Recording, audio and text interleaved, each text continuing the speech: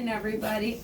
I'm Beth from Boston Scientific. I'm your disposables rep for the urology product. Today, some of you have had a little chance to use this in cases, but we have gotten a new option in, and it's a disposable, flexible, digital ureteroscope. So we're going to use this for specific cases, for those cases where you're working in the lower pole. If they're going to do a bilateral ureteroscopy, the doctors generally know when it's going to be a tough case. Usually the key word is lower pole, or I'm going to be working a really long time bringing getting in and out and in and out. And so this is the slave tower that goes with this. You can move it into whichever room works. I believe we're keeping it in that back storeroom at this point. And, if the doctors ask for it, and you guys can even proactively ask them, do you think this is going to be a really challenging case where you might break a scope? That's where there's some specific questions here that you can ask. The ones that I was spooling off: is this a lower pole case? Is it bilateral? Are you going to be working for a long time? 2 centimeters or larger stones, those are the ones that you should be targeting this. And the reason that you want to use the flexible disposable scope is because the one thing that gets wrecked the easiest on your flexible scopes is your deflection mechanism. You guys see this? This can touch itself on both ways. And even when you put a laser fiber through it, it's just about that flexible. So for that reason, they're working in sort of torturous anatomy. This is the part that gets broken on the scopes the most often, is that deflection mechanism. So let me show you how this tower works. You bring it into the room and plug it in. There's a little battery pack right here. You see this green light? If this green light isn't on, someone hit the on and off button on the bottom of here. I just always leave it on. So just check that you have that green light, because otherwise when you go to power this on, it's not going to turn on for you. So all you need to do to turn it on is just hit the button until it starts turning blue. And then it's going to do its power up.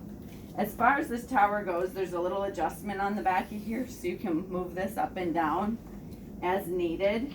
Usually it's kind of up over the patient's knee, so you need to have it up quite high.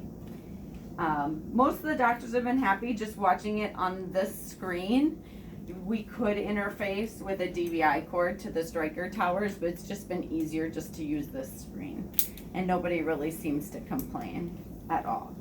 So this is going to come in a really long box like this. You're going to open the tabs on the side, and then it's in a peel pack on the inside. So I suggest that you hold that hard plastic and pull away from yourself. This scope is worth $1,500, so it's not something you want to throw on the floor and be like, oops, I threw it on the floor. We do have a 1 scope per case guarantee. So I encourage the doctors, push it all you want. I mean, if you break it during the case, all you guys need to do is set the broken one aside for me and open a new one. And I'll replace it at no questions asked. So from this standpoint, there's a little arrow on the top of the plug. There's an arrow right here. We go arrow to arrow. And then the scope is going to load up. It will do its own white balancing, so you don't need to put it by anything. It does that all on its own. So what it's doing right here is it's loading up or getting ready. You'll see this little hourglass. It will be green when you plug the scope in. There's a 4-hour limit on this scope. I've never been in a 4-hour ureteroscopy. It's meant more for the third world countries, that they don't reuse something that cannot be sterilized. So the only thing you guys can adjust on here is light up and down. So we covered the buttons on this side, may as well cover the buttons on that side, because you're not going to touch them. You'll only use this power button or light up or down. Just kind of show you what it looks like from an image standpoint. It's a really nice image. So doctors are used to a fiber optic image. They really do appreciate having this image when they're working. Your irrigation will go right on the top of here. And then whatever you normally use when you're using pressurized irrigation goes on the back. So, you know, if they're using the escape basket, you can use this Y adapter on the back, whatever you normally put on the back of it.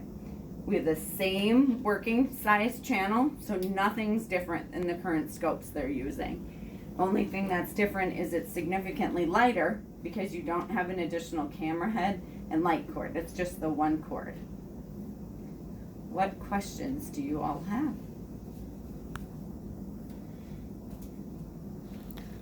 All right, so when you're done, we unplug it and you hit this button just till you see the screen go like that. It's gonna power down, just like a computer powering down. When it's done, it'll be all black, and then you can just unplug it from the wall, wrap it back up, stick it away. This goes in the garbage. Now, we are starting a recycling program, so if you guys really want to recycle all of it, we can get you signed up for that. So, Lee, we can kind of talk about that at a later time. It's just an additional thing to do, and I think right now, let's just start this way, and then we can talk about the recycling next. There is a little additional component that the doctors are starting to like to use. I'm starting simple right now for you guys, but this one is a little basketing device. So what this does is you can put your baskets in here, and then the doctors can open and close their own basket. They're in charge, so Scrub doesn't have to do it. Dr. Wild's the one who's really kind of a fan at this point, but you see this? A little trigger. So when they really want to start using that, I'll show you guys how to use it. But I'm actually encouraging the doctors to be the one to set that up on their own. If they want to use it, then they can set it up because they'll use it more frequently than you guys will. All right, that's about it. Any additional questions? All right, it's pretty easy.